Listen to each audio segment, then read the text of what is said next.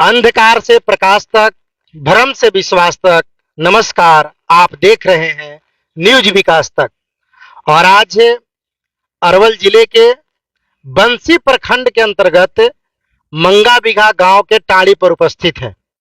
आप इस वीडियो के माध्यम से आज एक वैसे तार्किक, बौद्धिक, सत्य और अहिंसा के पुजारी, महामानव गौतम बुद्ध के उपासक सिंघलदीप भंते जी, जो अपने आप में ख्याति प्राप्त विद्वान है, आज इनकी जो बौद्धिक स्थिति है और इनकी जो ज्ञान है, समाज के प्रति इन्होंने बहुत सारे शोध किया, बौद्ध धर्म के प्रति इन्होंने बहुत सारे किताबें लिखी, तर्क के प्रति और कई धर्मों के बारे में इन्होंने अपना विचार रखा। आज हम इनसे जानने की कोशिश करेंगे। सबसे पहले सर आप बतलाइए, आप अपने गांव में बोधि विहार बनाए हैं, एक बुद्ध की प्रतिमा स्थापित किए हैं, मूर्तियां अपने आप में बहुत बड़ा एक मैसेज देती है। सबसे पहले इस विचार को आपने अपनाया, आप लोगों को इसके बारे में, और उनका पद चिन्ह भी आपने वहां पर लगा करके रखा है, बुद्ध की मूर्ति और एक बोधि वृक्ष, पीपल का वृक्ष, ये सब के बारे में आप क्या कहना चाहेंगे लोगों को? बात ऐसी है कि हमारा समाज अंधकार में है और प्रकाश देने वाले भी बहुत कम लोग हैं। तो इसलिए 1900 करीबन 93 में इस बोधि वृक्ष की स्थापना और बोधि चबूतरा की स्थापना हमने करवाया, और इसके उद्घाटन करने वाले मुंद्रिका सिंह यादव थे। उसके बाद मैकू राम जी भी यहाँ आए थे। उसी समय से मैं यहाँ बौद्ध धर्म का प्रचार कर रहा हूँ और अधिक मैं समय शोध और लेखनी में ही लगाया, जिसके कारण हमारा समय लेखनी में ही ज्यादा समय बीता। अब तक मैं 28 पुस्तक लिख चुका हूँ, जिसमें 22 पुस्तक प्रकाशित है। अब मुझे कुछ समय मिला है, मगर बीच में हमको तबीयत खराब हो जाने के कारण 1.5 साल से मैं कुछ विवश था। पुनः मैं कुछ स्वस्थ होने जा रहा हूँ और मैं चाह रहा हूँ कि अधिक से अधिक लोगों को मैं सत्य की जानकारी दूं। मैं नहीं चाहता हूँ कि लोग असत्य को ही सत्य माने। कारण है कि वैदिक लोग असत्य को ही सत्य प्रचारित करते हैं, वे साहित्य को ही इतिहास घोषित करते हैं। और जब मैंने गहन अध्ययन किया तो उनका सारा जो है साहित्य काल्पनिकता पर आधारित है। यहाँ तक मैंने लिख दिया था, आज नहीं करीब 1994 में ही एक कविता में लिखा था कि हिंदू देवन कल्पित सारे, तामे झूलत मूर्ख गंवारे। कहने का मतलब है कि हिंदुओं को जितने भी देवी देवता है सारे के सारे कल्पित है, और वे सारे देवी देवता हमारे बौद्ध बोधिसत्वों को ही नकल करके बनाया हुआ है। तो ये जानने की जरूरी है। मैं ये नहीं कहता हूँ। आपका कहना है भंते जी कि जो मंदिर में लोग हैं, हिंदू लोग हैं, वैदिक लोग जो मंदिर में जा करके पूजा कर रहे हैं, वो आराधना करते हैं, अपने इष्ट देवता से मांगते हैं। उसी तरह से बौद्ध मंदिर में भी जाकर के मांगना है या यहाँ जाकर क्या कर रहे हैं? नहीं नहीं, वहां पर इसको कहा गया है बिहार। अब बिहार कहा जाता था जहाँ ज्ञान की पाठशाला को ही कहा जाता था। यही कारण है कि गुप्त काल में करीबन यहाँ पर 70 विश्वविद्यालय थे। आज लोग भारत में जाते हैं पढ़ने के लिए और विदेशी लोग यहाँ पढ़ने के लिए आते थे, और वही गुप्त काल में भारत विश्व का गुरु कहलाया। और ये गुप्त राजे लोग पूर्ण रूपेणा बौद्धिस्ट थे और अपने को भागवत धर्म मानते थे, और वे लोग भागवत कहलाते थे। भागवत का मतलब होता है कि बौद्ध धर्म के मार्ग पर चलने वाले को भागवत कहा गया। किंतु आज देखिए, भागवत कहा गया गीता को मानने वाले, ये सारा चीज आपको इतिहास उलट दिया गया है। मैं नहीं कहता हूं कि आप जैसे देवी देवता को छोड़िए, नहीं, आप कस के पकड़िए, मगर हाँ असली ऐतिहासिक जो हो उसी को मानिए, साहित्यिक देवी देवताओं को छोड़िए। अब ऐतिहासिक में एक उदाहरण दे रहा हूं। राम की कथा साहित्यिक है, किंतु कृष्ण की कथा साहित्यिक नहीं है, ऐतिहासिक है। हम राम को कल्पित कर सकते हैं, किंतु कृष्ण को नहीं कह सकते। अब जरूरी है कि सही कृष्ण कौन है। अब सही कृष्ण को जानने के लिए आपको 5 चीजों की जरूरी है। भाषा जानना होगा, लिपि जानना होगा, दस्तावेज जानना होगा और पुरातत्व अभिलेख। इन्हीं के आधार पर आप सही सत्य और असत्य को निर्णय कर सकते हैं। तो मैं विशेष नहीं कहना चाहता हूं, मैं कहता हूं कि आप सत्य के मार्ग पर रहें और धर्म और अपनी संस्कृति को बचाइए। गौतम बुद्ध का जो मार्ग था, सत्य अहिंसा परमो धर्म, सत्य के मार्ग पर चलना, अहिंसा के मार्ग पर चलना। ये जो गृहस्थ लोग हैं, जो आम आदमी है, जो फेरा में यही रहता है कि हमको किसी तरह से भगवान सिंदूर चढ़ा दे, रोड़ी चढ़ा दे, ये मने जाकर कुछ कर ले, खांसी चढ़ा दे, कुछ भी चढ़ा दे, हुमाद जला दे, कपूर जला दे और हमारी मन्नत पूरा हो जाए। क्या बौद्ध संप्रदाय या बौद्ध मंदिर में अगर लोग आता है, बुद्ध विहार में आता है, तो उसको भी यही बुद्धि मिलेगा या उसको ज्ञान के रास्ता पर लेके? बिल्कुल उल्टा।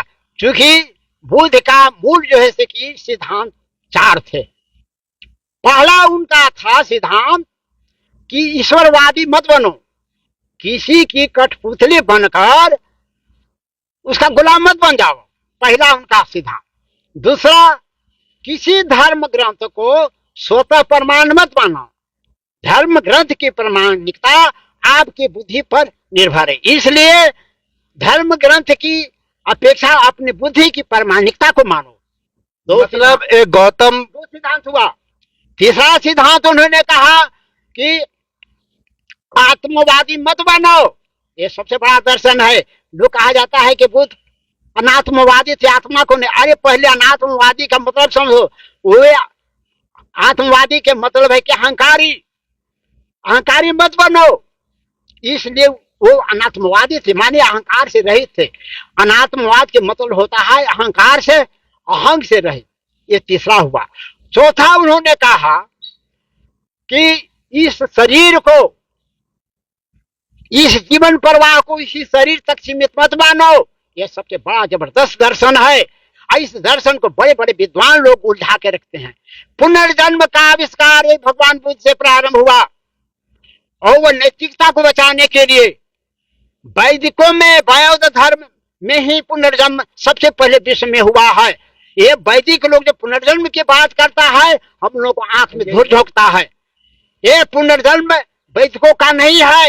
वैदिक लोग पक्का जो है से आत्मवादी है, वह कभी पुनर्जन्म को नहीं मानता है। पुनर्जन्म को मानने वाले पाप से डरेगा, किंतु ये वैदिक ब्राह्मण पाप से बिल्कुल नहीं डरता है। इसका मतलब है ये बौद्धों को चुराया हुआ दर्शन है। यह पुनर्जन्म वैदिकों का नहीं है।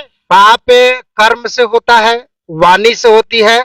ऐसा कहा जाता है मनसा वाचा कर्मणा, मन से, वचन से और कर्म से आदमी को पुण्य होना चाहिए। क्या मन से अगर हम किसी के बारे में गलत सोच ले रहे हैं, वह भी एक पाप है? क्या चीज बड़ी? अगर हम मन में किसी व्यक्ति के बारे में गलत विचार बना ले रहे हैं, तो क्या मुझे उसका पाप लगेगा?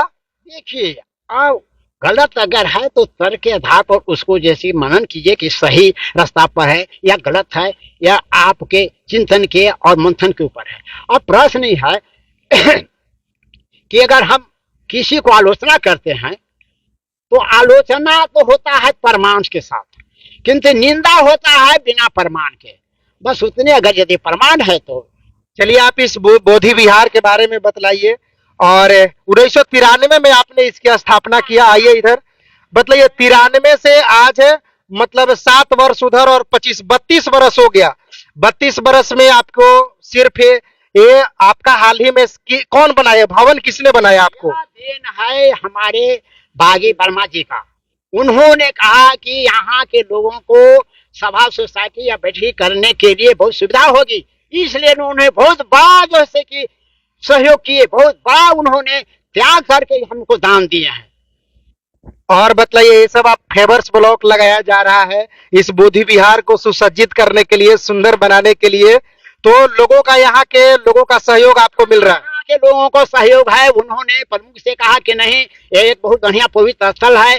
भांते जी बड़ी मेहनत से इस जमीन को बौद्ध के नाम पर ले लिए हैं, इसको उसको विकास किया जाए। और चलिए, अनु प्रकाश जी आप यहाँ पर उपस्थित हैं। आज संडे को यहाँ पर सिंघलदीप भंते जी के द्वारा कुछ ज्ञान की बातें की जाती है, इस धर्म के ऊपर चर्चा किया जाता है। आप कितने दिन से जुड़े हैं और लोगों को क्या कहना चाहेंगे? हम यहाँ पर करीब करीब तीसरा चौथा सप्ताह यहाँ पर हो गया है, ये रविवार को। और अभी स्पष्ट रूप से लोगों की जागरूकता नहीं आई है। इस कारण जो है से लोग नहीं उपस्थित हो रहे हैं, ज्ञान के बारे में विस्तार रूप से नहीं हो रही है चर्चा।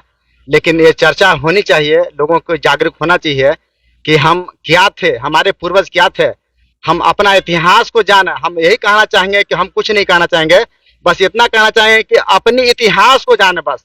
और इतिहास जानिएगा, अपने आप जो है से ब्रह्मवाद से हट जाइएगा और अपनी असली मूल रूप जो है हमारे बौद्ध धर्म है, स्वतः आ जाइएगा बिना कहे हुए किसी को।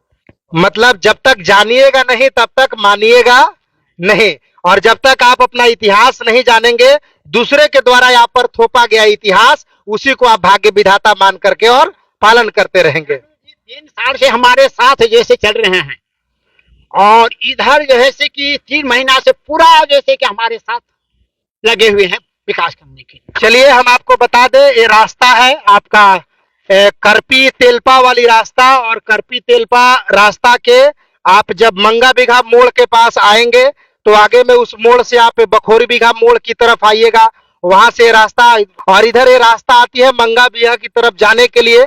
और देखिए यहाँ पर राजकीय अन्य पिछड़ा वर्ग कन्या आवासीय +2 उच्च विद्यालय का निर्माण करवाया जा रहा है। और इसी रास्ता में यह बोधि विहार, सिंहल कुटी बोधि विहार का निर्माण सिंहलदीप भंते जी के द्वारा किया गया है। यह एक वैसी तार्किक प्लेस है, भव्य बुद्ध का जो प्रतीक है आपका पीपल का वृक्ष, जो अपने आप में तर्क की और महानता को और शक्ति को प्रतीक करता है, ज्ञान को प्रतीक करता है। तो आज हमारे साथ बात करने के लिए सिंहलदीप भंते जी थे।